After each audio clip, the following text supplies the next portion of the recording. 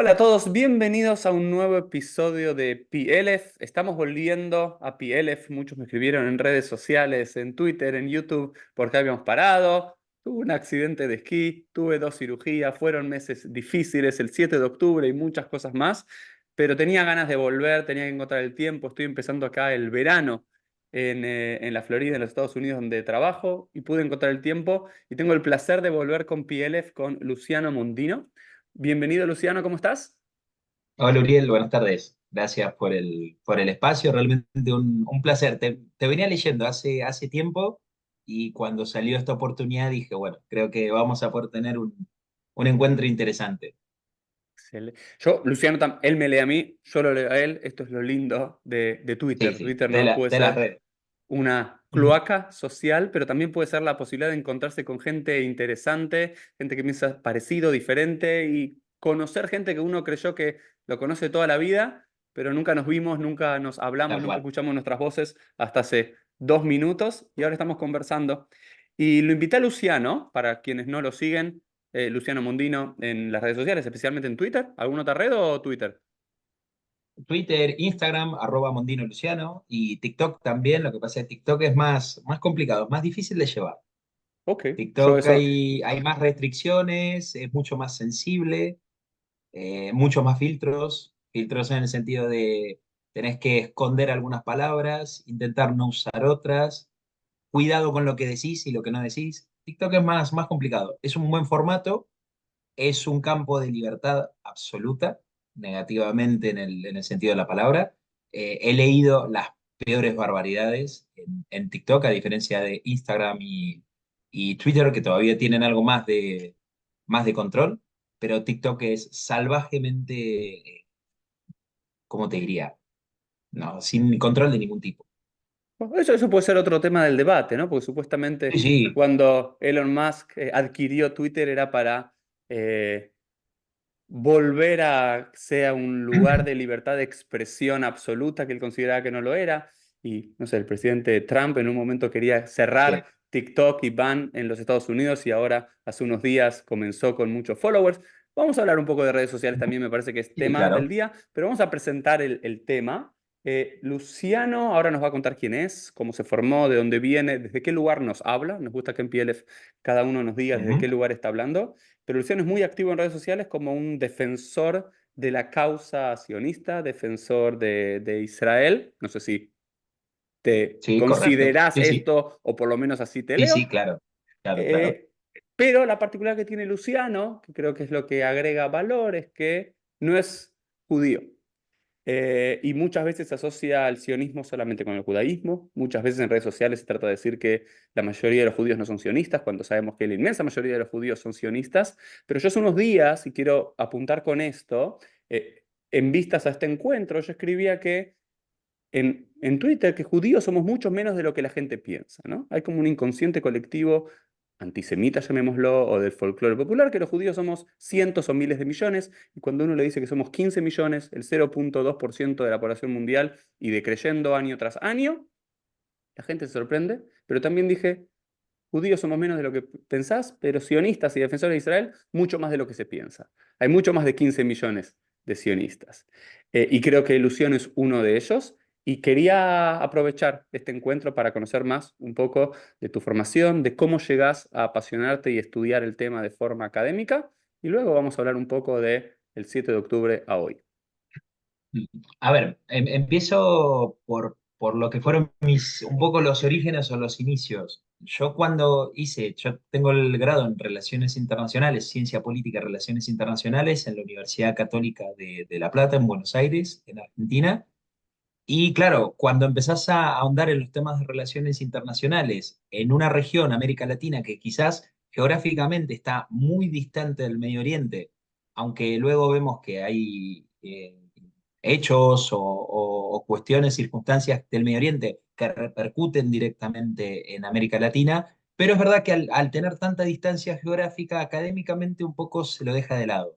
A tal punto que uno puede terminar, hay muchas universidades en Argentina que terminan sus carreras de grado sin hablar de lo que son titulares o títulos o pequeñas ideas muy generales de lo que es el Medio Oriente, ni hablar del Oriente Próximo. Si te interesa eso, tenés que ir necesariamente un escalón más arriba, que es el máster, focalizarte en eso, estudiar y empezar a trabajarlo mucho más, de forma mucho más, es decir, con más conciencia, pero también con mucha más rigurosidad.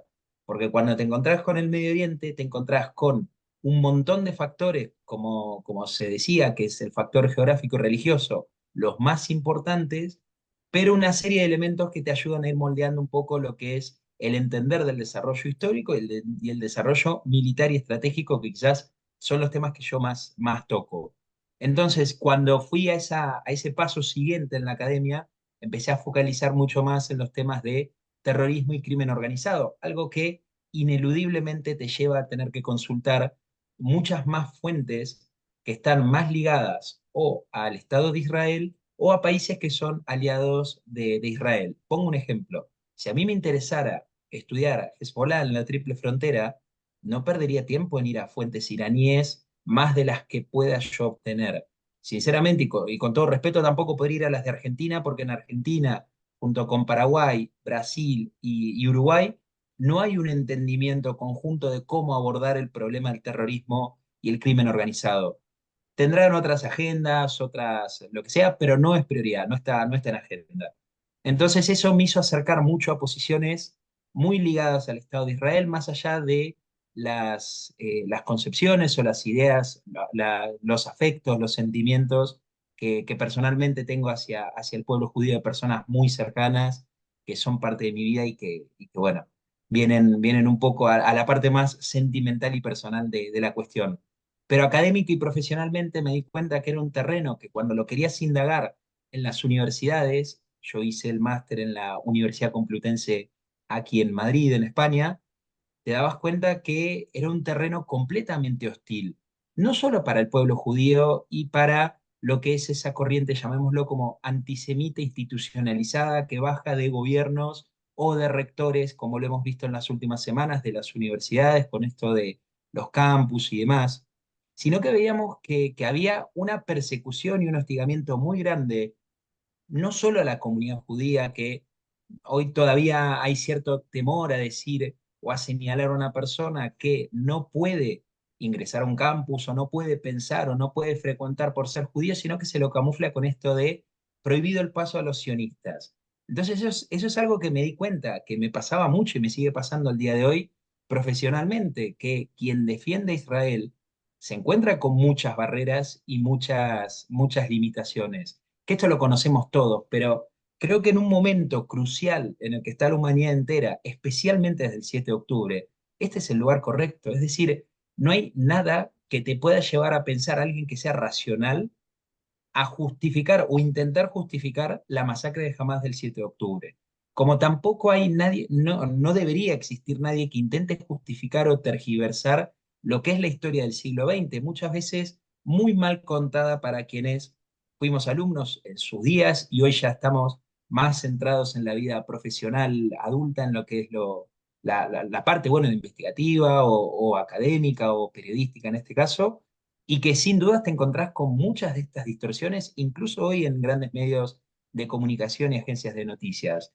Entonces, un poco fue por esto, fue ir construyendo un camino de forma muy autodidacta, de acercarse por posiciones personales, sentimentales, privadas, hacia una idea mucho más profesional, más académica, más educativa, de decir, bueno, pero acá tiene que haber algo más. No me basta esto de Israel es un estado de apartheid porque le quiere robar la tierra a los palestinos. Hay algo más detrás. Vayamos a estudiar el 48, vayamos a estudiar la guerra de los 6 días, vayamos a pensar o a estudiar qué piensan los árabes en función de la famosa causa palestina.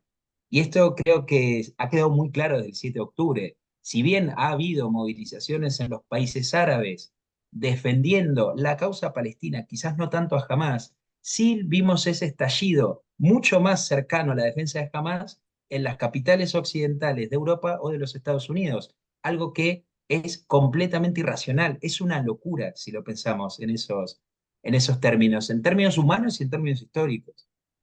Perfecto, Luciano. Entonces, me gusta esto como resumen y como disparador para saber desde qué lugar hablamos, ¿no? Yo creo que hay que, Ujú, y eso es una de las preguntas, ¿no? ¿Cómo hacer academia, cómo estudiar los temas y con una posición formada? Y yo lo digo en redes sociales y a mí me pegan de los dos lados, los ujú. cabeza de termos sionistas y los cabeza de termos pro-palestinos, o ni sé cómo llamarlos. Eh, Sí, sí. soy un apasionado sionista, amo Israel, cada vez que puedo voy a Israel, dono a Israel, llevo a Israel en mi sangre, Ujú. pero soy absolutamente crítico a Netanyahu, a la forma que No, está no, llevando esto. adelante esta guerra, a parte de su coalición gubernamental. Me parece una horda de fanáticos. Y desde ese lugar hablo, ¿no? Yo soy muy sincero. Soy muy Ujú, sincero que defiendo la causa de Israel, la causa sionista, la causa del pueblo judío a tener un Estado en el mundo. Y soy muy crítico al respecto. Y me gustaría utilizar, Luciano, los dos estamos mucho en Twitter y los dos conocemos los lugares comunes de cuentas pro-palestinas y algo que me llamó la atención, ¿no? Trato de encontrar, incluso para PLF, si alguien que me está escuchando y demás, quisiera invitar a algún académico, digamos, que tenga una postura pro-palestina, pero desde el mundo académico, de lecturas, de estudio y demás. Traté de buscar, hablé con uno o dos, ni quisieron ni me respondieron, tienen todo el derecho a no responderme.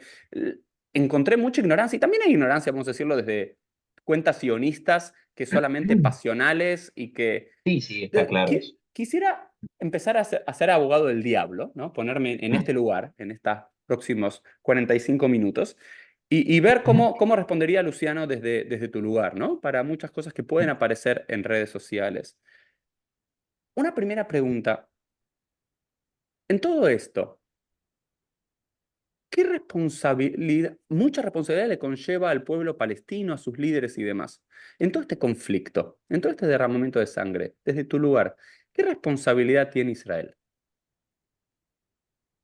A ver, creo que es un conflicto, primero, que lleva mucho más tiempo que la guerra de 1948. La guerra que es lo que la historiografía israelí le guarda a lo que es el concepto de guerra de independencia en Israel. Esa liberación que hace del mandato del Imperio Británico, el mandato de Palestina, que caduca en el año de la partición, noviembre de 1947, y le da la posibilidad a los dos estados de tener sus proyectos de autodeterminación. Creo primero, en el caso de Israel, hay, por supuesto, si se quiere, un tamiz o una condición política que está mucho más aferrada, especialmente a lo que ha sucedido desde el 7 de octubre, en una guerra en la cual creo que Israel no la ha buscado. Si viéramos el proceso o el contexto en el cual se dio el 7 de octubre, Israel estaba acercando posiciones muy complejas hacia países que durante el siglo XX le fueron verdaderamente hostiles, Arabia Saudita. La paz con Arabia Saudita no quiero decir que estuviera casi firmada en septiembre del 2023, pero sí es verdad que entre Riad y Jerusalén había muchos puntos de acercamiento, especialmente con un enemigo común que es la República Islámica de Irán. El ataque de Hamas fue dirigido hacia intentar dinamitar o demorar lo máximo posible esos acuerdos que significaban en el terreno, en la parte estratégica, un acercamiento o una alianza entre el Estado de Israel, el peor enemigo y la peor pesadilla para Irán, junto con los estados árabes sunitas que están fuertemente enfrentados al eje chiita. Hamas y Hezbollah son parte de esto último. Sin embargo, hay todo un desarrollo que se encuentra o se enfrenta a Israel a partir del 7 de octubre que no ha sido buscado, pero sí personalmente creo que no se puede retirar ahora y lo tiene que terminar. En ese proceso hay condiciones que hacen a la propia estabilidad del gobierno de Netanyahu. Hoy creo que esto es muy claro. Hay una parte de la sociedad israelí que no falto de razón está diciendo esto tiene que terminar, tenemos que llegar a la mejor negociación posible o a la menos mala negociación posible con Hamas, que en definitiva es el gobierno de la Franja de Gaza, con un objetivo que es humanitario y que ha desgarrado a todo Israel, que ha sido los secuestrados que el 7 de octubre jamás se llevó y de los cuales más de 120 todavía están dentro de la Franja de Gaza, están secuestrados en la Franja de Gaza. Esa presión se entiende, pero es una presión que lógicamente impacta en el gobierno de Netanyahu, que tiene una alianza muy cuestionable con los sectores, bien decías, Smotrich, en el caso de Ben Gvir, para poner nombres, que son personajes muy polémicos, muy cuestionados, incluso hacia dentro de Israel, pero que en definitiva es lo que está de alguna forma desarrollando o provocando más tensiones en lo que es el desarrollo militar en la Franja de Gaza, con una idea mucho más, quizás radical o más, más dura, una línea mucho más dura de decirle a Netanyahu, esto no puede parar, esto no se termina aquí, no se puede ni acordar ni llegar a un alto al fuego, ni mucho menos buscar algún tipo de punto de acuerdo con Hamas. Personalmente estoy en una situación intermedia. Así como digo que es una guerra que Israel no ha buscado, sí es una guerra que creo que Israel debe terminar, porque ya no solo está lo que suceda con Hamas en la Franja de Gaza, sino la disuasión que Israel logre recuperar para poder tener de alguna forma el control y volver a tener el control y el dominio militar en todo el Medio Oriente. El control militar es un factor fundamental para la paz. La paz no se crea ni se logra con los tratados de paz, las grandes fotos en las cuales las delegaciones se dan la mano, se dan ese abrazo y esa foto. La paz se logra por términos militares. En una región donde el factor geográfico es tan fundamental en la política exterior y en el desarrollo militar como el Medio Oriente, la paz casi exclusivamente se llega o se consigue a través de medios militares. Creo que el tiempo, hay una demora que Israel le está jugando en contra, una demora que podemos justificarla o intentar entenderla por las presiones que hay, tanto dentro de Israel como también desde el exterior. La relación con Estados Unidos está teniendo sus altibajos, nunca fue una relación lo suficientemente homogénea, sí es muy sólida, pero nunca ha sido constante. Lo hemos visto con Truman, lo hemos visto después con Reagan y lo estamos viendo el día de hoy con la administración de Joe Biden. Pero sí creo que Israel está enredado en muchas cuestiones de tiempo que muchas veces puede de alguna forma empezar a obstruir esos objetivos militares y dando, bueno, por supuesto, un grado, una suerte de incertidumbre de lo que pueda pasar finalmente en la Franja de Gaza y en la zona del norte, que lamentablemente creo que estamos muy próximos a un estallido, una guerra con Hezbollah en el sur del Líbano. ¿Y crees desde tu lectura? Vayamos ahora a Mm.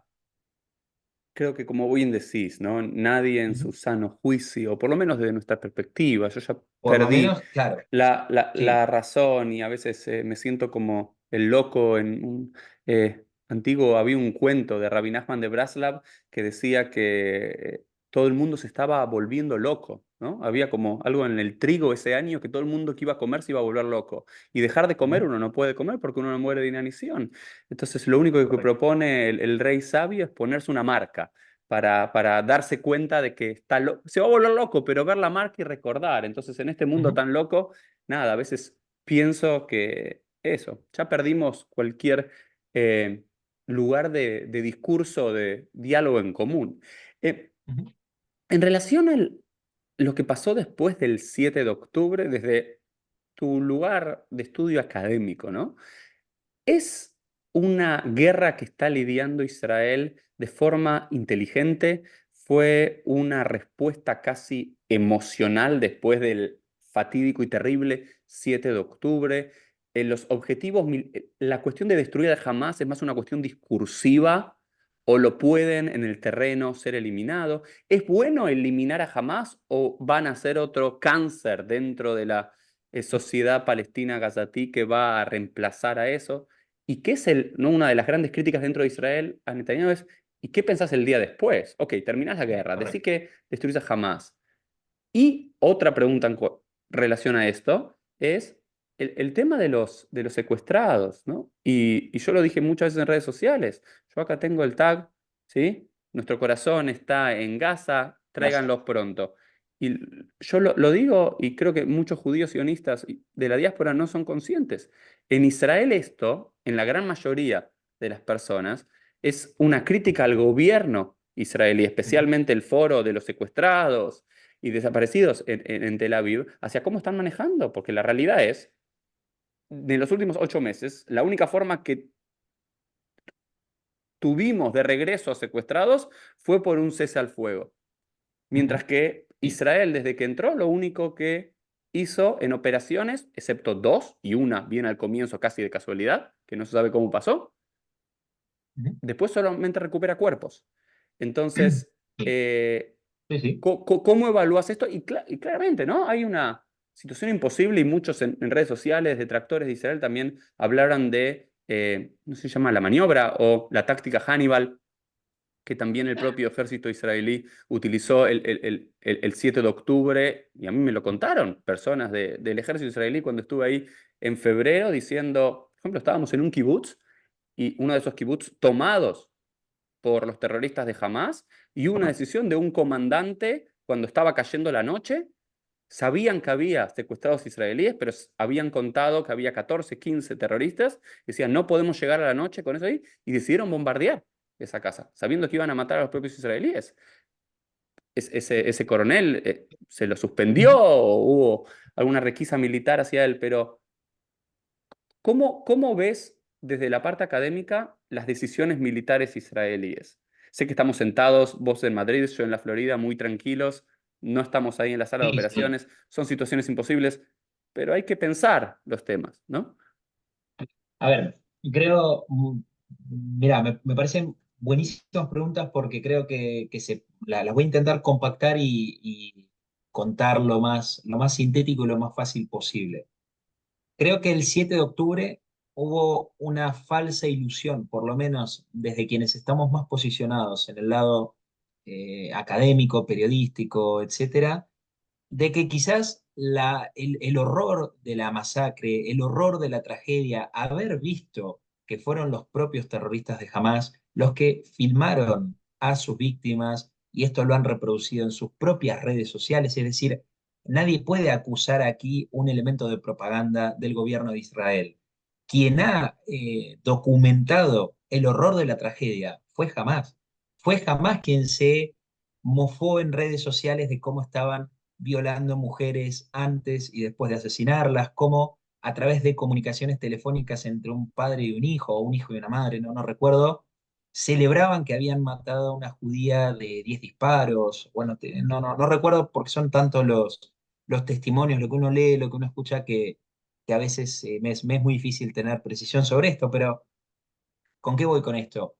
Muchos creímos que el 7 de octubre iba a ser el punto de quiebre en el cual la humanidad entera, hablando por supuesto no de la totalidad, sino de una parte importante, iba a posicionarse definitivamente y finalmente con Israel, iba a entender por qué Israel debía ingresar en la Franja de Gaza, debía ingresar no solo con una operación aérea en el caso de la Fuerza Aérea Israelí, sino también una operación terrestre que cumplía dos objetivos principales. Uno de ellos era liberar a los que en ese momento eran más de 240 secuestrados.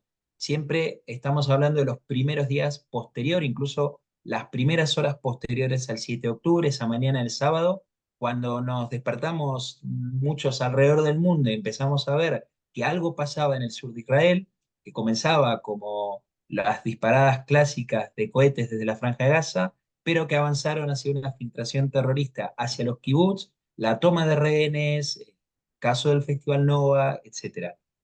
Muchos creímos falsamente, esto fue un error propio intelectual, propio del genio, no lo sé, creímos o tuvimos esa idea de que, bueno, quizás ahora sí el mundo entendería lo que significa estar rodeado de países cuyos gobiernos son más débiles que las organizaciones terroristas que los componen. Es decir, cómo jamás que está en la Franja de Gaza, que es el gobierno de Gaza, está utilizando toda la Franja de Gaza para atacar a Israel. Cómo Hezbollah toma el sur del Líbano para atacar a Israel. Cómo los hutíes toman Yemen para también atacar zonas de Eilat o zonas del Golfo. ¿Qué quiero decir con esto? Muchos creímos que había o iba a haber un entendimiento. Este entendimiento nunca llegó.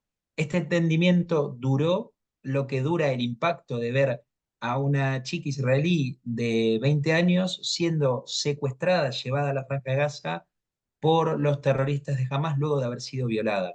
Ese drama, ese horror es lo que duró en muchas personas alrededor del mundo que se sensibilizaron con esta situación pero luego empezaron a criticar lo que era la operación militar en la Franja de Gaza. Que esto, para ir al siguiente punto, cuando decía lo de los dos objetivos, uno de ellos era liberar, y sigue siendo liberar, a todos los secuestrados que están en la Franja de Gaza. Quien conozca la mentalidad, la forma de actuar, la forma de sentir del pueblo judío y del pueblo de Israel, quien conozca verdaderamente esa esencia, no puede afirmar que los secuestrados es una instancia más en una guerra. Los secuestrados han desgarrado la memoria colectiva de todo Israel, han desgarrado ese sentimiento. Quienes están secuestrados en la Franja de Gaza son hijos, nietos, abuelos y padres de los más de 9 millones que viven en Israel. El hecho de que haya israelíes, que haya hermanos de los israelíes en la Franja de Gaza secuestrados por una organización terrorista que en su carta fundacional jura destruir al pueblo judío y al Estado de Israel, creo que es lo que nos lleva a entender por qué hay una parte de la sociedad que de forma muy justificada está exigiendo al gobierno de Netanyahu traerlos a casa como sea. Que mi corazón esté en Gaza significa eso, significa que esto tiene que frenar porque no es una guerra que Israel y los israelíes han buscado, que también están pagando las consecuencias sociales, psicológicas, económicas de una guerra que no han buscado, pero que sí hoy están embarcados. Y es el segundo objetivo, que es la destrucción militar, política y civil de Hamas. Hamas es el gobierno de la Franja de Gaza, esto también hay que decirlo. Israel está enfrentando a una organización terrorista que es convencional en sus formas de operar, puede ser igual a lo que ha sido grupos de Al-Qaeda en la zona del Medio Oriente, en el caso de ISIS en el Levante, el caso de Hezbollah en el Líbano, pero tiene una particularidad y es que es el gobierno de Gaza. La historia nos muestra que cuando los palestinos pudieron votar por qué facción o qué grupo del liderazgo palestino querían que los representara frente hacia otros gobiernos del exterior o hacia dentro de la sociedad gazatí, ha sido jamás. Han votado en su mayoría a la organización terrorista que a partir del 2007, después de la retirada unilateral de Israel en el 2005, expulsa a la autoridad palestina y empieza una guerra civil muy fuerte con la organización, que es también un grupo armado, el caso de Fatah, que hace un punto mucho más fuerte en Judea y Samaria, en Cisjordania. Entonces creo que Israel está enfrentando también a una ideología que lamentablemente no es minoritaria en la Franja de Gaza y probablemente tampoco lo sea en Cisjordania. Por eso, cuando Mahmoud Abbas no llama a elecciones en los territorios que controlan los palestinos dentro de Judea y Samaria, responde a esta misma lógica, porque no quiere que se replique otra vez lo que pasó ya en Gaza, que es la victoria de Hamas, la toma del poder de estos últimos y la expulsión total de una autoridad palestina que hoy no puede o no sabe o no quiere tomar el control de una franja de Gaza en la posguerra. En definitiva, y esto ya para terminar, pero creo que esto que decías del día después, si hay o no una idea de lo que va a ser la Gaza de la posguerra, primero hay que terminar la guerra. Es decir, si Israel no cumple el objetivo militar dentro de la franja de Gaza, que es aniquilar absolutamente toda la red terrorista de túneles, todo el poder militar y civil que tiene Hamas dentro de la franja de Gaza, toda esa peligrosidad que lo convierte en una amenaza próxima, presente, pero también futura, es imposible hablar de una solución política. Solución política que puede ir desde un proyecto real, convincente, desarmado de autodeterminación del pueblo palestino, que no luche por la desaparición del Estado de Israel o lo que en otras palabras podría ser la existencia de un Estado árabe, no que conviva con Israel, sino que viva en lugar de Israel, sino todo lo contrario, ir hacia una autodeterminación, que los palestinos, qué mejor para Israel que los palestinos puedan tener su propio gobierno, su propia gestión, su propio pueblo contenido, y que en vez de gastar todo el recurso de la ayuda humanitaria en atacar a las zonas civiles del sur de Israel, se vuelquen en convertirse, no te quiero decir en Emiratos Árabes Unidos, pero sí en el proyecto de desarrollo que Israel empezó en 1948 y que hoy lo tiene 76 años después en una nación modelo en lo que es Startup Nations, desarrollo económico, integración medioambiental, etcétera, etcétera, etcétera. ¿Qué mejor para Israel que eso? Creo que quien más le sirve que haya un sólido y real proyecto de autodeterminación palestino, es realmente Israel. Pero si vemos que ni siquiera los árabes están de acuerdo, le hace Egipto o Jordania, en dar lugar a la creación de un Estado palestino, pero sí se da en un capricho o en una tirantez política de capitales o de países, en este caso europeos, como en el caso de España, creo que estamos hablando de un proyecto de autodeterminación que es irrealizable. ¿Por qué Irrealizable y eso que a día de hoy es imposible. me gustaría trabajar con esa idea de Mm. por qué muchos países árabes no son los primeros en incentivar esta idea de la declaración del Estado palestino, si es por una Sí. idea Ujú. maximalista, ¿no? Una idea maximalista, o si hay otra cosa que no estamos viendo. Mira, yo creo que hay una cuestión que es la histórica.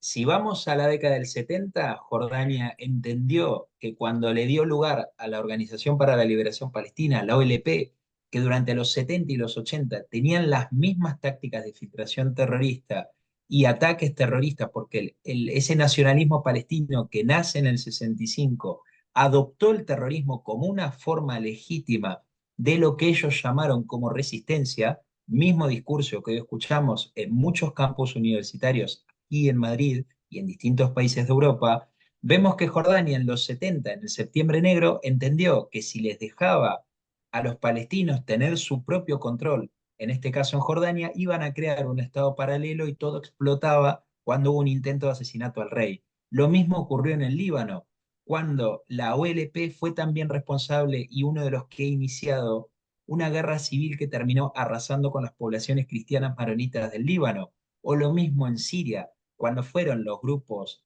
ligados al ejército y al Estado sirio, el régimen de Al-Assad, que terminaron bombardeando zonas de refugiados, estos campamentos palestinos en Siria, matando no sé si 3.000, 4.000 de ellos que estaban ubicados en uno de estos campamentos. Creo que los árabes los conocen. Si apelamos a la historia, saben que es un elemento de disrupción y un elemento perturbador muy grande en las sociedades árabes, que ellos mismos tampoco quieren hacer nada. Casualmente, el país en donde más pueden desarrollar sus derechos políticos, sus derechos civiles, basados, tampoco esto es ser ingenuo, a ver, tampoco quiero que suene como que no existe tensión entre las comunidades árabes en Israel con las comunidades judías que son mayoritarias, especialmente desde el 7 de octubre. Pero sí nadie puede negar que en el único lugar del Medio Oriente donde los palestinos sí pueden desarrollar una vida plena es en Israel, que es donde pueden votar, donde pueden, si quieren, vestir la indumentaria clásica y tradicional, seguir sus costumbres, seguir su cultura, es en Israel. No es en otro Hablemos de eso. sitio dentro del Voy a Medio Oriente. utilizarte ahora como abogado del diablo y voy a tirar así como Sí, ping pong de preguntas y respuestas de cosas que aparecen en Twitter y dale. demás. Cuando se habla de Israel apartheid, ¿no? Eh, Nosotros, no sé, cuentas prosionistas mostramos mm. imágenes de, estuve en Israel, voy a Israel todos los años, lo veo, Sí, sí, sí. judíos y árabes caminando juntos por Jerusalén, por Yafo, en Haifa, Todos lados, jueces, Haifa, Nazaret. Sí, sí. sí, podemos decir, ¿no? Podemos decir, Ujú. dentro de los límites del 67, ese discurso del Israel apartheid se cae, no tiene ningún fundamento, es una cuestión discursiva. ¿Qué pasa en los territorios de Judea y Samaria? ¿Qué pasa con ese? ¿Hay una idea de apartheid o separación territorial, control militar? No sé, los judíos que viven en Judea y Samaria, en las comunidades, tienen control judicial civil, mientras que los palestinos están bajo jurisdicción militar. Hay zonas restringidas que los judíos, hay carteles que no pueden ingresar o se recomienda no ingresar por cuestiones de Correcto. seguridad y viceversa. ¿Cómo hablamos del apartheid realistamente? De las líneas del 67 hacia Ujú. Jordania, digamos. A ver, primero, hay una distorsión de lo que es el apartheid. Y estas cosas, al igual que lo que sucede con el estiramiento conceptual que hacen con el genocidio, sería gracioso si realmente ellos no hicieran, en el caso de los publicistas de Hamas o de la propaganda pro-palestina que difunde muchas de estas mentiras, sería muy gracioso escuchar hablar de apartheid y genocidio si no fuera porque en realidad sí se están callando la boca y miran para otro lado frente a los genocidios que hoy sí ocurren, en el caso de las minorías cristianas en África, que están siendo masacradas por grupos fundamentalistas islámicos, o en el caso de los, como bien señalabas, en el caso de los territorios que controlan, que gobiernan los palestinos dentro de Judea y Samaria gracias a los acuerdos de Oslo y el reconocimiento entre Israel y la OLP, que gobiernan con tendencias muy similares a los que podríamos entender como un apartheid. Aquí lo que sucede es, en la propaganda pro-palestina, hablar de apartheid, hablar de sionismo, no solo está falseando el concepto o falseando estos dos conceptos que están hablando de situaciones sumamente complejas, sino que están banalizando también lo que significaron los genocidios a lo largo de la historia, en donde millones de personas han sido desaparecidas o buscaron ser desaparecidas física y espiritualmente, genocidio armenio, genocidio judío en la Shoah. Es decir, ha habido grandes genocidios y episodios traumáticos que son banalizados por este tipo de propaganda. Lo mismo ha ocurrido con el apartheid. Aquellos que fueron víctimas del sistema de segregación racial en la Sudáfrica del apartheid, ¿cómo se sentirán al hablar o al escuchar que hay una persona en el campus de la Universidad Complutense de Madrid que está diciendo que en Israel hay apartheid cuando la evidencia te demuestra absolutamente todo lo contrario? Evidencia que hoy es muy fácil de difundir, especialmente en redes sociales. Tengo muchos amigos que viven en Tel Aviv, en Jerusalén, en Haifa, que por ahí me mandan, o por WhatsApp, o lo suben a Instagram, o lo que sea, y suben y te dicen, miren, para los que hablan de apartheid, y está en el transporte público, conviviendo perfectamente con las comunidades judías, las comunidades cristianas o las comunidades árabes. Lo que ocurre en Jerusalén no ocurrió nunca cuando lo que era el reino de Transjordania, lo que es hoy Jordania, tomó el control del Muro de los Lamentos entre 1948 y 1967. En la Franja de Gaza o en los territorios que la autoridad palestina gobierna dentro de Judea y Samaria, viven cero judíos. Es decir, cuando en el caso de Judea y Samaria llega la conformación o en la repartición territorial que es la que hoy rige, de las zonas A, B y C, que le da a la zona C y la zona B el control civil. La B tiene además la particularidad del control militar de Israel, pero le da el control civil a la autoridad palestina. Las comunidades judías ya no viven en las zonas A y B, en su gran mayoría. Están o en la zona C, sumado luego a los territorios que están en disputa, que no son territorios ocupados, sino que es propio hablar de territorios en disputa, y el área C, que es soberanía de Israel. Esto reconocido por las delegaciones lideradas por Arafat en los acuerdos de Oslo, delegaciones que también incluyeron a funcionarios de la actual autoridad palestina y al propio Mahmoud Abbas en la firma de estos acuerdos en 1993 y 1995. En Gaza, de hecho, la otra vez una persona me hacía una corrección que me parece muy, muy gráfica, muy buena. En la Franja de Gaza, los únicos judíos que están al día de hoy son los secuestrados. En la Franja de Gaza, desde el 2005, no vive ninguna comunidad judía. Así como Israel retiró a sus fuerzas militares, retiró también casi a 9.000 residentes con la particularidad y la carga histórica y religiosa que tiene la Franja de Gaza para la historia de Israel.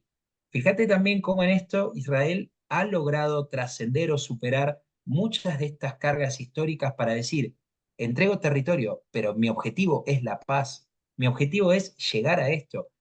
Mentalidad que creo que en la mentalidad o en el liderazgo árabe, creo que hay ciertos sectores, incluso del sector del liderazgo palestino, que sí quiere la paz con Israel. Pero sí es verdad que hay muros, especialmente en el exterior o hacia afuera del Medio Oriente, que son muy difíciles y que tienen una carga muy importante o de antisemitismo o de intereses que son muy perjudiciales para la seguridad de Israel. Quienes hablan de apartheid o quienes hablan de genocidio en Madrid, en Estados Unidos, en Francia, donde fuere, no hacen más que aceptar que si por ellos fueran, Israel no debería existir. Cuando la vicepresidente o una de las vicepresidentes del gobierno de España dice Palestina será libre desde el río hacia el mar, aquí no hay doble interpretación posible. Acá hay un territorio que está al día de hoy habitado por más de 9 millones de personas, que es un país, es un Estado soberano que tiene derecho a resguardar sus fronteras y resguardar a su población, y que el día de hoy está inserto en un Medio Oriente que geográfica y políticamente le es muy hostil, le es verdaderamente hostil. Misma situación que no hay en ningún lado. No lo tiene España, no lo tiene Francia, no lo tiene nadie, porque no hay país, en el caso de Europa o en el caso también de aquellos países que pueden tener tensiones con sus vecinos, pero no tienen una amenaza y una guerra existencial constante desde el momento de su fundación de Estado moderno. Entonces, creo que esto habla de eso, de la manipulación, la tergiversación. Ya hablamos un poco de estas headlines, ¿no? Que aparecen, el tema de genocidio, cuando hay una guerra, donde también los números son difíciles de saber, ¿no? Estamos hablando de 40 minutos y no mencionamos a los 24.000, treinta Y mil, que treinta y son cinco todas tragedias, ¿eh? Porque eso también es algo que a mí me molesta mucho cuando te dicen, ah, bueno, pero no dices nada de los 40 millones, porque acá mueren millones por día, de los 40 millones de palestinos que han muerto desde el 7 de octubre. No es que no diga nada, es que yo no puedo decir que en una población de 2 millones hay 50 millones de muertos, llevando al extremo este estiramiento de cifras que jamás hace. Porque me parece que es no solo ridículo, sino que además no se sostiene y que es perjudicial para los propios palestinos que sí tienen que vivir bajo un gobierno dictatorial como es el caso de Hamas, que ellos también lo sufren. Claro.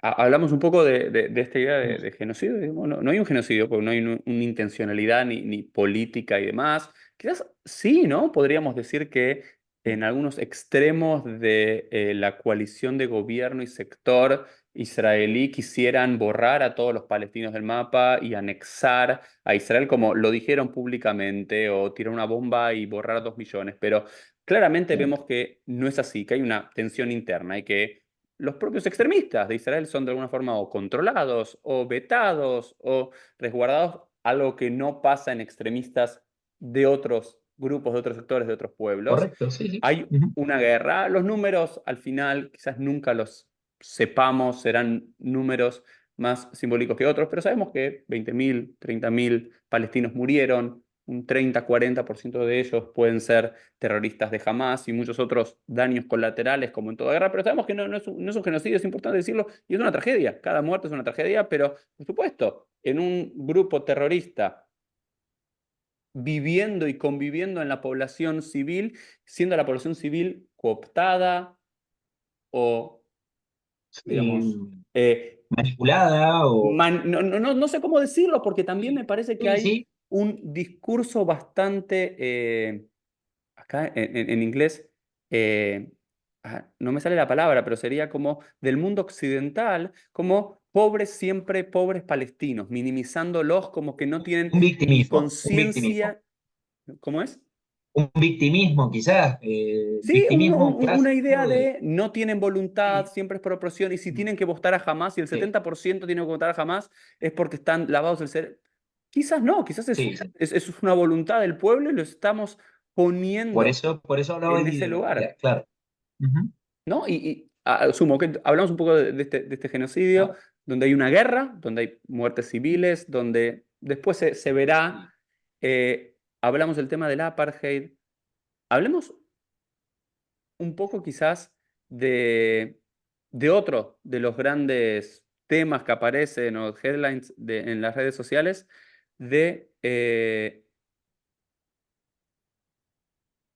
perdón, se me fue, de el si hay un futuro posible, ¿sí? ¿Cuáles ves vos, Luciano, como futuro posible hacia la paz? ¿Hay futuro o no hay futuro? El 7 de octubre tiró el proceso de paz para atrás, lo adelantó en una guerra. ¿Cómo ves vos desde el análisis académico Mm. el día después o el año después? ¿Hay posibilidad o nuestros hijos y nietos van a seguir viendo este conflicto y muerte entre palestinos e israelíes? Mira, para que haya paz, Israel tiene que terminar de norte a sur y de este a oeste en la Franja de Gaza con Hamas. Y probablemente también tengamos que sumar en esta ecuación y en esta lógica de construcción o camino a la paz, terminar también con Hezbollah, al menos en la zona sur del Líbano. En principio, tomando la frontera, sí, perdón, No, no, ahí quiero. Los dos somos argentinos, viviendo en el exterior, pero somos Sí, sí, argentinos. sí. Y en Argentina, uno agarra el diario, ¿no? Uno se va una semana y parece que es todo Sí, lo mismo, sí, se va un que es año todo lo y mismo. no cambió Sí, nada. Las sí, crisis sí. económicas. Y en Israel Ujú. es lo Tal mismo. En cual. Israel vos decís, ok, Es lo antes era la mismo. OLP, después de la OLP, Arafat se transformó de un terrorista a alguien que le da la mano, Totalmente. ¿sí? Y hace Claro. la paz. ¿Por qué no podemos pensar que lo mismo puede ser con los líderes de Hamas hoy? Israel Ujú. fue al Líbano, entró al Líbano en el 80, en la primera guerra del Líbano, en la segunda guerra del Líbano, Sí, sí. 40 kilómetros, 20 kilómetros, y siempre vuelve lo mismo. O las Sí, mismas correcto. organizaciones, o otras organizaciones. ¿Por qué tenemos que creer que si la tragedia Mirá. argentina es la economía, la tragedia israelí no es la guerra y va a ser una constante que nuestros nietos la van a seguir viendo? Por eso hoy, mira, yo creo que hay dos cuestiones aquí. La primera, hay que excluir rotundamente todos aquellos pensamientos o ideas a veces muy cartesianas que tenemos los analistas occidentales. Creo que no tanto quienes más estamos apegados a estos temas, pero que sí en la academia abundan y en la academia occidental, te diría que 9 de cada 10 van a pensar esto. Y es, ¿de qué forma podemos lograr la paz? Fenomenal. Un acuerdo o una mesa de negociación. Sentar a Israel y sentar a Hamas. Podemos incluir también algún actor, Egipto, Estados Unidos, y desde ahí negociar algo. Esa es la idea cartesiana, esa es la idea de, bueno, aquí deben haber cosas. Si es un problema de territorio, fenomenal. ¿Qué es lo que Israel le puede dar a Hamas? El problema es la seguridad, bárbaro. Imponemos, como impuso el Consejo de Seguridad en la década del 80, una fuerza, los cascos azules, en el sur del Líbano para contener a Hezbollah entre la frontera y el río Litani, esos más o menos 20, 25 kilómetros, y desde ahí mantener segura la frontera norte. Este pensamiento cartesiano en el Medio Oriente se hace trizas con la realidad, es decir, no es viable, no existe. Eso pudo haber servido para las guerras europeas, pudo haber servido para la Segunda Guerra, que tuvo una concepción muy cartesiana en este sentido de las rondas de negociación a partir de 1945, la salida política, la salida más constitucional e institucionalista, todo eso estamos de acuerdo. Pero en el Medio Oriente, para llegar a una solución parecida, que nunca va a ser, pero puede ser parecida a esta concepción o esta idea cartesiana que es propiamente, y a veces creo que también por una suerte de, pongamos así, como mucha autoestima o no sé bien cómo decirlo, a veces quizás la arrogancia occidental que hay de creer que nosotros sabemos todo y que Israel y Egipto van a actuar de la misma forma y que jamás va a actuar igual y que en todo caso Estados Unidos, Gran Bretaña o Francia, alguien lo va a resolver. Este mundo no es ese, este mundo ya no es el de Gran Bretaña, Estados Unidos y Francia pujando en las zonas de mayor poder económico, energético, estratégico del Medio Oriente. Hoy tenés un escenario completamente distinto. Por eso decía, si hay una posibilidad de acuerdo remotamente similar a esta idea cartesiana de lograr la paz a la occidental, es necesaria e ineludiblemente después de una derrota total y absoluta de Hamas en el primer orden dentro de la Franja de Gaza y probablemente tengamos que sumar a esta ecuación a Hezbollah en el sur del Líbano. ¿Por qué? Porque Israel está, primero, en una guerra que es fuertemente y con un componente ya no solo territorial, sino que es tiene un componente fuertemente ideológico. Israel enfrenta ideologías, una ideología que está financiada, orquestada, estructurada, organizada desde Irán, ya esto lo sabemos, pero también desde Qatar, que Qatar, a diferencia de Irán, tiene mucha incidencia a través del recurso económico en medios de comunicación, universidades, redes sociales, focos de pensamiento en los países occidentales. No es casual que el dinero árabe llegue también a las universidades de los Estados Unidos, donde los campus universitarios explotaron en estas acampadas, que insisto, no fueron pro Palestina, fueron pro Hamas, pidieron exclusivamente por la desaparición del Estado de Israel. No pidieron por un Estado para los palestinos, pidieron por la desaparición de Israel. No es casual que en esta lógica, en esta ecuación, esté Qatar. Entonces creo que esa ideología a la que Israel enfrenta tiene un componente que es mutante, que es bien lo que decías, que puede funcionar en Gaza, puede funcionar en las comunidades árabes incluso las que viven en Israel, puede funcionar en el Líbano, puede funcionar en Siria, por eso Siria e Irak convive, no falta de tensiones, pero convive con las milicias chiitas que Irán ha infiltrado en estos países, puede funcionar en Yemen, etcétera, etcétera, etcétera. Esta ideología no es algo que Israel pueda derrotar con fines o con medios militares. Esto es una ideología a la cual son los propios árabes los que van a tener que enfrentar y van a tener que en algún momento erradicar. Si no son los árabes los que radican, que son quienes hablan el mismo idioma, y aquellos, quizás ahí hice una falsa equiparación, pero cuando hablo de los árabes quizás tendría que hablar del mundo islámico en general, de aquellos países que no son árabes, pero que comparten esta idea de la creencia y la fe musulmana, que también está ocupada y que muchas veces este islamismo radical utiliza profanando sus instituciones y que los utiliza también como medio para sus propios intereses, son los propios líderes musulmanes quienes en algún momento van a tener que decir: perfecto, nosotros asumimos la responsabilidad y la carga de ir en contra de ese islamismo radical, más allá de los objetivos militares. Israel, Estados Unidos, Francia, Gran Bretaña tienen medios suficientes como para derrotar a Hezbollah, derrotar a Hamas, derrotar al Esa Estado es una pregunta que Islámico. te quiero hacer. Perdón que te interrumpo, Sí. pero No, no, no, no. tienen. Porque digamos, Sí, hay una, no sé si diría falsa ilusión o una idea. De vuelta, también lo puedes ver en cuentas pro-palestinas o cuentas sionistas. sí, Las sí, cuentas sí. sionistas, Israel tiene un Estado y un grupo militar, el IDF, invencible, que podría arrasar con todo y elige no hacerlo. Y después, por otro lado, tenés cuentas pro-palestinas que dice que el Estado de Israel, y especialmente el ejército, es mucho más débil de lo que se creía, y eso lo demuestra el 7 de octubre, o incluso funcionarios israelíes, cuando son cuestionados por qué no vamos a la guerra con Hezbollah, que digamos, Hezbollah se la está buscando, es el bully del barrio, ¿no? Que se la busca, busca, busca y la va a encontrar Hasta que en algún encuentra. momento. Ujú. Sí, sí, claro. Y hace unos días, 2 o 3 días, un alto funcionario israelí dijo: no somos la superpotencia que podemos tener 7 frentes abiertos. Porque también una pregunta es: Israel llegó a las puertas de Damasco, a las puertas del Cairo, en 6 días en el 67, con mucha menos infraestructura, mucho menos todo. Estamos hace 8 meses, en 25 por 10 kilómetros cuadrados en Gaza,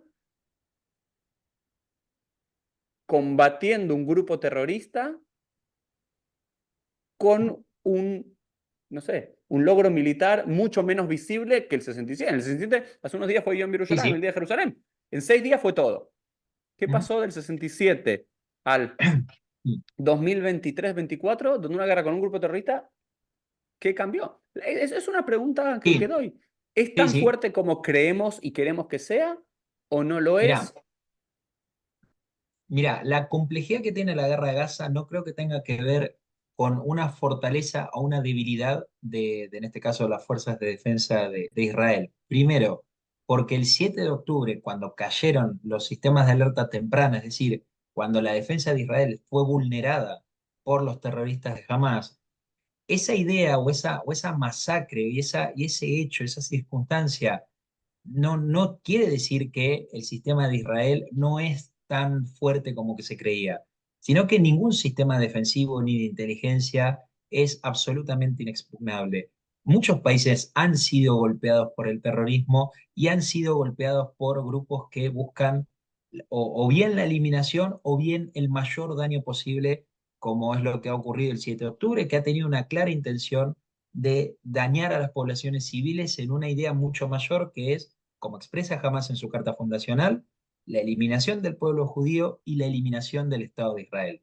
Una Y pregunta, no es que yo soy pro jamón ni mucho menos que nadie me crea esto, pero no habría que hacer sí, una distinción también como la LP o, digamos, Fatah en su momento también cambiaron su ideología, sus cartas en pos de su acuerdo, la diferencia del 88 y del 2017 en la carta de Hamas, donde hay una diferencia sustanciales. Nuestra lucha no es contra el pueblo judío, sino contra los sionistas. Después podemos seguir, pero me sí, parece porque de vuelta, yo soy de los que cree, digamos, en el ujú, terreno militarmente hay que destruir a Hamas y demás, pero si en un momento Hamas cambia y dice: aceptamos la negociación y aceptamos hay muchos terroristas que a lo largo de la historia Mm. se han transformado en líderes políticos. Y, digamos, Sí, Arafat a es ver, el eso mayor sí. ejemplo de eso, ¿no? No, digo como para Sí, como tener idea, honestidad mira, intelectual, eso es lo que digo. sí, como idea te lo puedo comprar. Ahora, si viendo y conociendo cómo muchas veces el liderazgo árabe,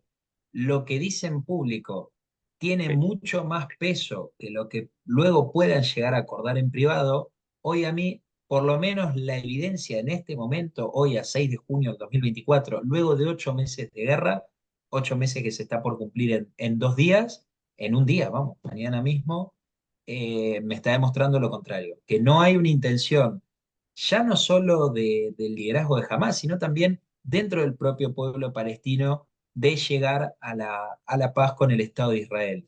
Si tenés un 60 o un 70 o un 80% de los palestinos que creen que el 7 de octubre fue un elemento de resistencia en contra de la ocupación sionista y que por lo tanto el Estado de Israel debe desaparecer, la pregunta que yo les haría es, entonces, ¿qué hacemos con los más de 9 millones de israelíes que viven hoy en Israel? De los cuales casi 3 millones son de origen árabe musulmán. Muchos de ellos son palestinos que no quieren vivir en Gaza, en manos de Hamas, o no quieren vivir en Cisjordania en manos de Fatah. Es decir, esa complejidad que tiene en este caso, esa idea que creo que no es minoritaria en la población gazatí, como es en este caso, pero que también tiene su correlato en la población palestina de Judea y Samaria, creo que se va a corresponder con un liderazgo que no va a ser contrario a esa idea mayoritaria. Y esto es lamentablemente algo que ocurre. Si los líderes árabes focalizaran en ya no solo una intención, sino una acción concreta de pacificación con el Estado de Israel, como sí han hecho muchos líderes árabes, Emiratos Árabes Unidos creo que es el mejor ejemplo, como la mentalidad de Bin Zayed, una mentalidad mucho más, no quiero decir occidentalizada, pero sí mucho más abierta, mucho más práctica, mucho más pragmática, muy parecida a lo que hizo al Sadat con Egipto en la década de los 60 y 70, cuando después de la guerra de Yom Kippur dijo, esto ya no tiene más vuelta, a Israel no lo vamos a vencer nunca y tenemos que ir por otro tipo de vía.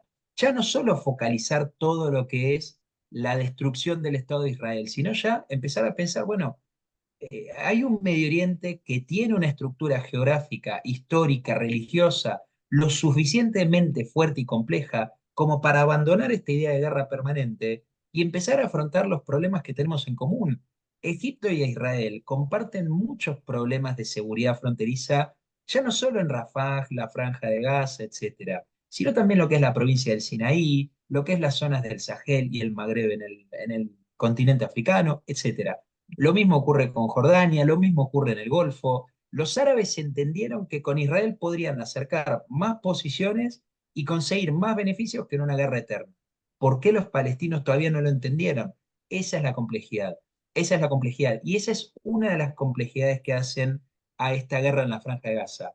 Que además hay toda una opinión pública internacional que ineludiblemente se ha convertido en un frente más de batalla en una guerra que es militarmente, estratégica y tácticamente muy compleja, porque hay, cuando hoy hablábamos de los dos objetivos, liberar a los secuestrados y derrotar a Hamas, son dos objetivos que aunque parecieran excluyentes, tienen metodologías y uso de tácticas muchas veces que también son muy distintas. A un secuestrado, a una persona que es tomada de rehén, por ejemplo, en un banco, no se las libera o no se las salva de la misma forma que se combate a una organización terrorista en el Levante. Si aquí estuviésemos hablando de solo un objetivo de liberación de un secuestrado, independientemente de que sea Israel y en este caso Hamas y la Franja de Gaza, estaríamos hablando de incorporar elementos que pueden ser la negociación, puede ser la búsqueda de la liberación a cambio de algo, pero ¿qué vas a acordar con Hamas si es el propio Hamas quien no te sabe decir dónde, cómo y cuántos son los que están hoy con vida? Entonces, esa es la complejidad a la cual Israel se enfrenta. Una guerra que no solo tiene múltiples frentes, sino que es muy Bueno, compleja en el pero campo de batalla. eso es uno de los grandes peligro. De vuelta, todo es mucho más complejo de lo que Quizás el mayor parece. peligro. Digamos, Claro, no tener una autoridad, aunque sea la autoridad de Hamas en Gaza, digamos, que fue lo que pasó claro. Eso coincido. digamos, por un lado, podemos decir, no todo civil gazatí es responsable de lo que dijo Hamas, más allá de que los votaron, más allá de lo que fuese, de alguna forma que no todo israelí es culpable de alguna decisión del gobierno, tenemos que decir, no todo Correcto. gazatí, no todo palestino es Sí, responsable de lo yo, que hace su de gobierno, acuerdo. Ujú. incluso De aunque lo haya acuerdo, votado en su momento, ¿no? Digamos, qué sé yo, vos votás al presidente, totalmente. al primer ministro o algo, no estoy de acuerdo con todo. Entonces, no me, pero por el otro lado, también Sí, lo que sí, hay que coincido, decir y coincido. reconocer públicamente, que de los 3.000 infiltrados a Israel el 7 de octubre, se calcula que 1.500 eran terroristas de Hamas y 1.500 eran civiles, y lo que se calcula es que muchos de los secuestrados no fueron tomados específicamente por Hamas, y que muchas de las masacres que ocurrieron dentro de Israel no fueron solo perpetrados por Hamas, sino por Sino por los civiles que civiles. vieron la Ujú. oportunidad, pero no es mucho peor desestabilizar un lugar e incluso a los terroristas de Hamas cuando de alguna forma al perder el poder ya no podés controlar de vuelta. Es una realidad. Claro. Hamas no Es que ahí sabe también, claro, dónde están muchos de los claro. secuestrados. Bueno, a eso, claro. Eso es un Ujú. problema, digamos, y ahí es donde digo que, para mí, con el amor que le tengo a Israel y con todo, la respuesta devastadora del 8 de octubre o del 7 de octubre a la tarde y demás y el comienzo de la guerra en la Franja de Gaza, que por supuesto no hay una intención genocida, todo lo podemos saber, Israel podría con la Fuerza Aérea sin poner en peligro a un soldado israelí terminar con la Franja de Gaza, ¿no? En un par de minutos podría hacerlo, decidió no hacerlo, más de 600, 700 soldados murieron como hace décadas que no pasaba en ninguna guerra, creo que la última fue la del 73, o ni siquiera.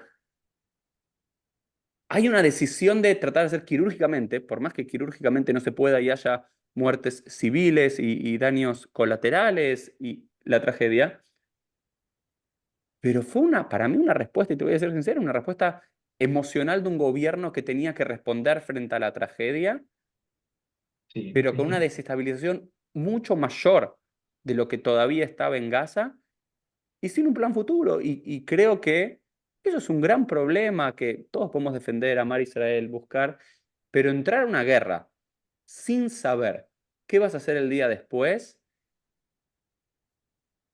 Sí, me es parece que, mira, difícil. Y está ahí, demostrando que está de vuelta. mm, Después de 8 meses, dos secuestrados trajiste con vida en una operación. sí, sí, sí. Uno estuvo en Ujú, mi casa y en mi comunidad. ujú.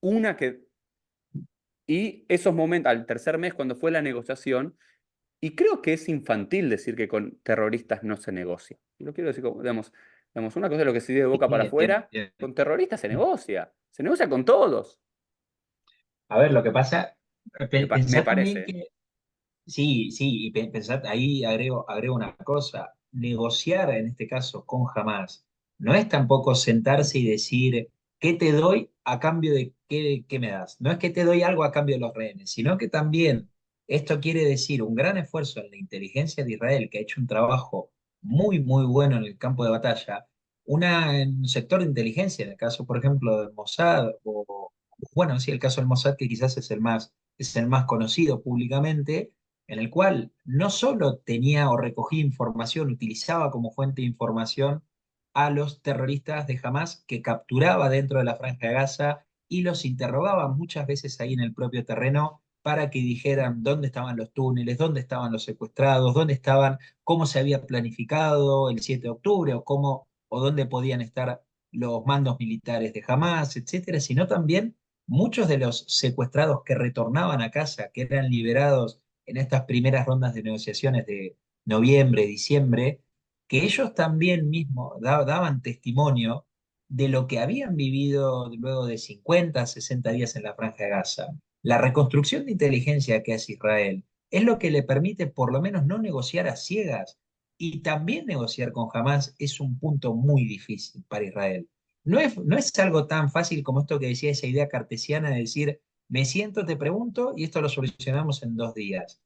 Es verdaderamente complejo incluso una negociación con Hamas. Insisto, una organización que sabés que no puede por lo menos asegurar, y así creo que lo ha demostrado, de hecho particularmente creo que es el motivo por el cual jamás rechaza a cada rato cualquier tipo de ofrecimiento de Israel para lograr un nuevo acuerdo de liberación de secuestrados, y es que jamás probablemente no tenga a muchos de los secuestrados que todavía están en la Franja de Gaza.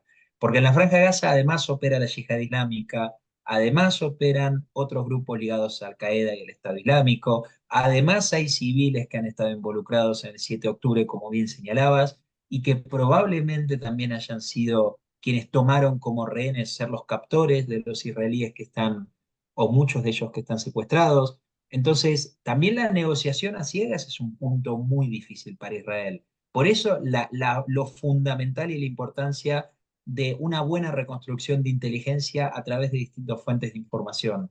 Es necesario que esa información que llega a Israel, información que por supuesto no es pública, no es de carácter público, no se trasciende por un sentido lógico. Israel está desde hace 8 meses intentando armar un rompecabezas a ciegas. Está intentando ver cómo es que esa red de túneles que se conoce, pero que no se sabe realmente hasta qué punto pueden llegar en la provincia del Sinaí, cómo funcionan dentro de la Franja de Gaza, qué es lo que pasa en el norte, si ¿Y quizás esos... cómo contestarías, Luciano, Sí. en esto de decir ahora, desde el 8 de octubre, a ciegas, reconstruyendo todo, con toda esta, también estas ideas de conspiración, de que desde el gobierno de Israel dejaron pasar lo del 7 de octubre, que era que Netanyahu lo buscó y cerró los ojos y apagó el Sí, sistema sí, para... No, pero dejemos las teorías de conspiración para quienes les a gustan quienes las eso y quieran. es quienes las quieran, ¿no? Para los que tratamos de entender las cosas y ser rigurosos, ¿cómo, cómo pudo pasar que durante 17, 18 años, con toda la inteligencia, la infraestructura militar, las escuchas de Gaza, desde Israel y demás, se dejó pasar todo esto? Digamos, ¿cómo ocurrió? ¿Cómo se puede explicar el 7 de octubre y la desinteligencia si no abogamos por teorías Sí, conspiracionistas? sí, claro. Eh, ¿Y por qué Israel no hizo algo antes?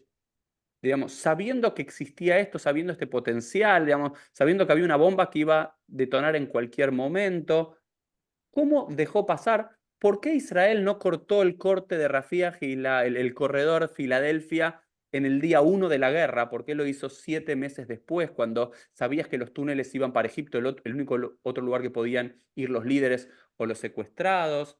Creo que tiene que levantar desde nuestro lugar también muchas preguntas honestas, Sí, sí, no sí. para abogar en esas teorías, pero sí para preguntarnos, ¿qué pasó? Mm.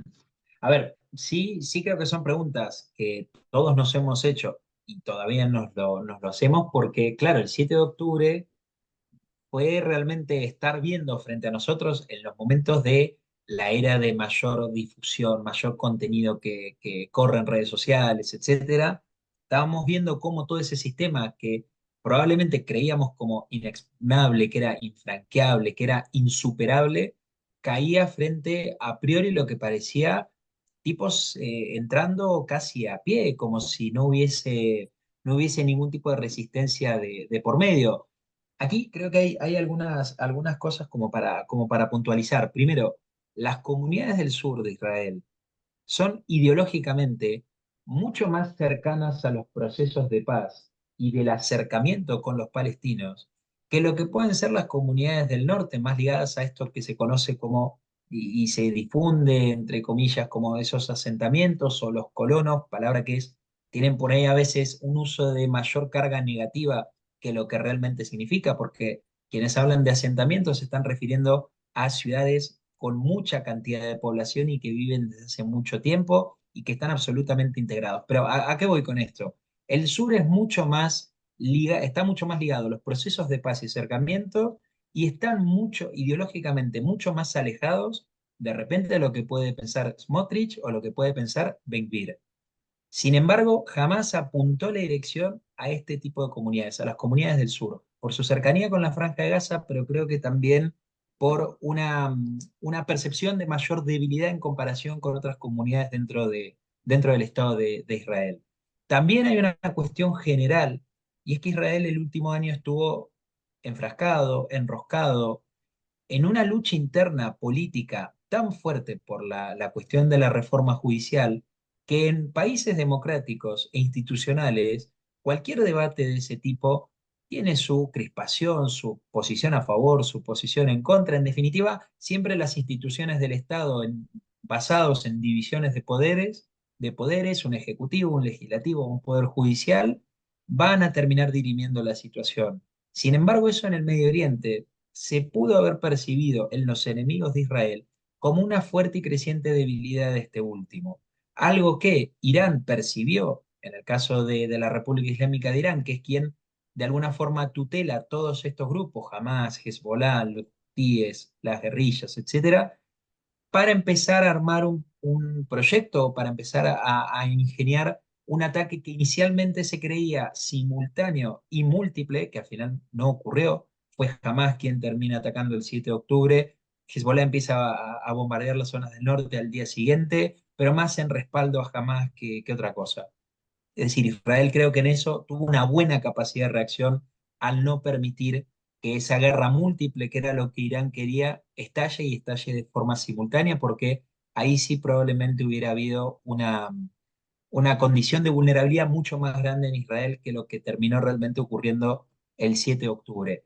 ¿Qué quiere decir esto último? Que el factor de la disuasión, que es un elemento central en la política, especialmente en los desarrollos militares, el 7 de octubre fue seriamente dañado en el Estado de Israel.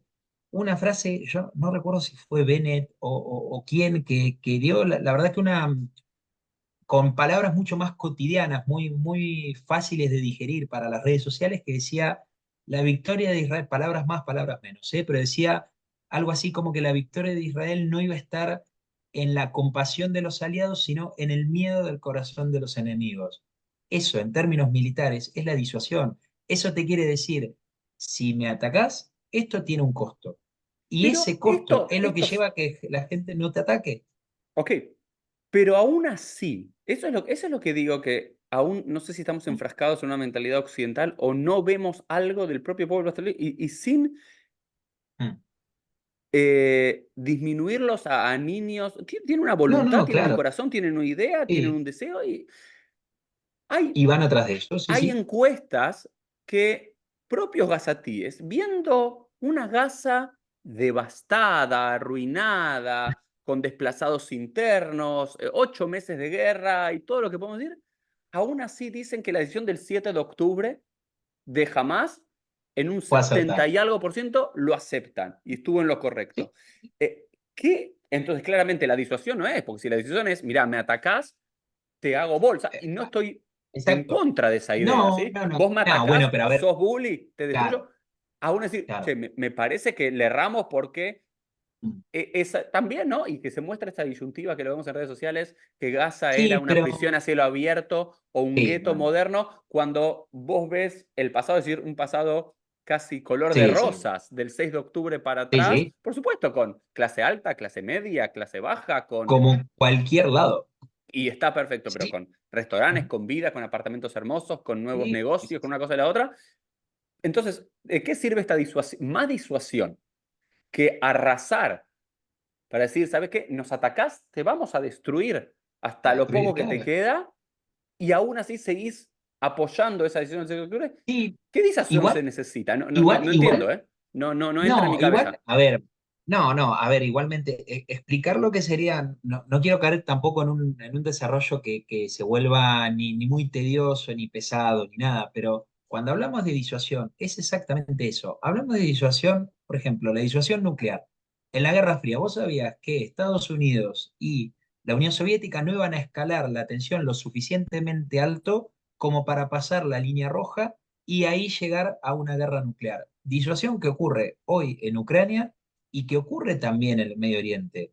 Cuando en septiembre del año pasado Bin Salman dijo que si Irán, si Teherán conseguía la bomba atómica, nosotros, Arabia Saudita, también íbamos a ir atrás de esa bomba atómica, te está hablando de disuasión nuclear, te está hablando de el que me quiere destruir tiene las armas de destrucción masiva. Entonces yo también la tengo que tener para resguardarme. Detrás de esto puede haber muchas también posibles interpretaciones de si la comunidad internacional está fracasando. Sí. La ONU ha fracasado. Sí. El Consejo de Seguridad ha fracasado. En estos aspectos sí. Es verdad que el veto te impide llegar a una situación de escalada nuclear, pero es verdad que esa idea original del sistema de seguridad internacional no existe. No hay nada que te garantice que este sea un mundo seguro. Y en el caso de Israel, en los últimos 76 años, la historia le ha demostrado que para vivir, que para existir, que para el pueblo que fue casi exterminado en su totalidad durante la Shoah, tenga un Estado que lo resguarde, que sea seguro, que sea de convivencia absolutamente libre y que esté por fuera de todas las amenazas que hay que buscan destruir al Estado de Israel y al pueblo judío, va a vivir en una región que está rodeado de enemigos o de aliados circunstanciales. Con Egipto no hay un tratado de paz, hay un alto al fuego duradero, pero es un alto al fuego. ¿Esto qué quiere decir? Yo no me fío de Egipto, realmente, como tampoco me fío de Jordania, pero entiendo que es posición de Israel tener que tener una relación lo suficientemente madura y pragmática para contener en su seguridad, especialmente en sus fronteras.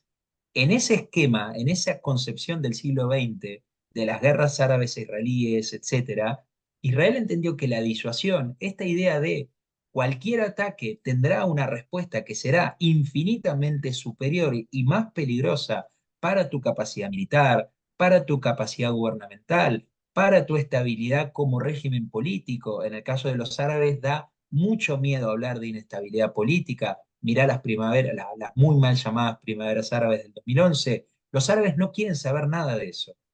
Entonces, esa disuasión es lo que a Israel le ha permitido su supervivencia y su existencia.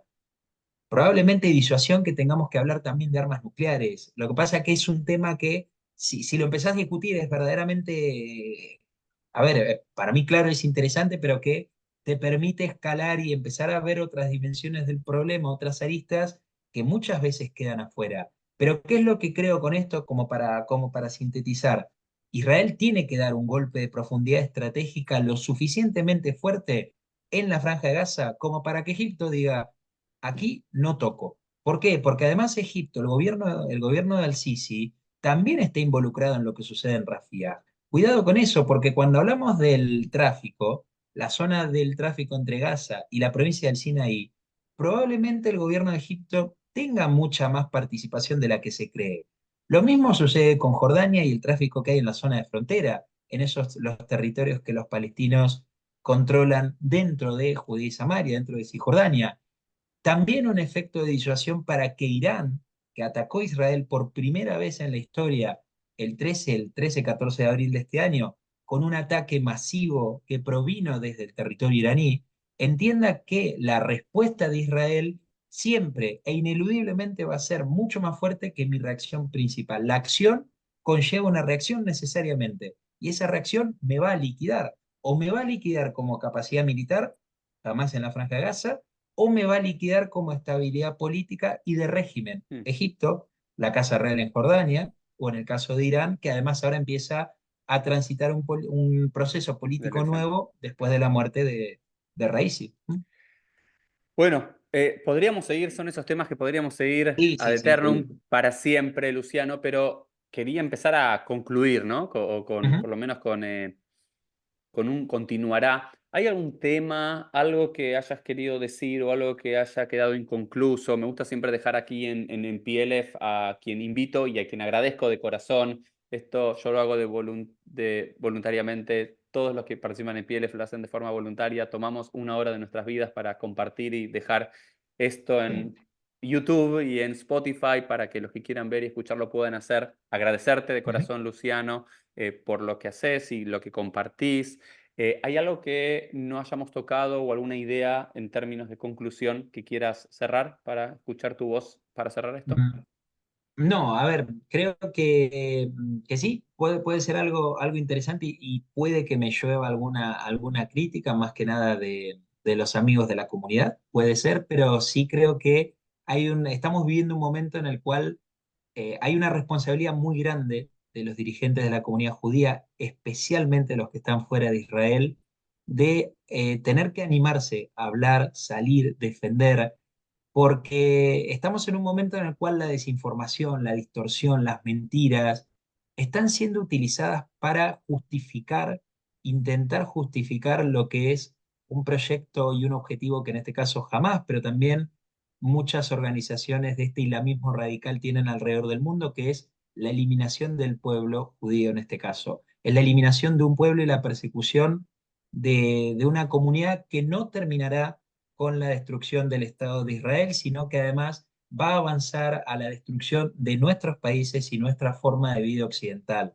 ¿Vivimos en un mundo que es cuestionable y es perfectible? Probablemente. Tenemos muchas críticas para hacer, pero la diferencia es que en nuestros países al menos podemos criticar. Si yo viviese en Irán, ya estaría ejecutado. Si yo viviese en Rusia o en China, probablemente ya estuviera ejecutado. Yo no quiero que las organizaciones que Irán está hoy patrocinando en el Medio Oriente terminen con nuestra forma de vida. Y esto no depende ya de circunstancias políticas, religiosas, sino que aquí hay una cuestión humana.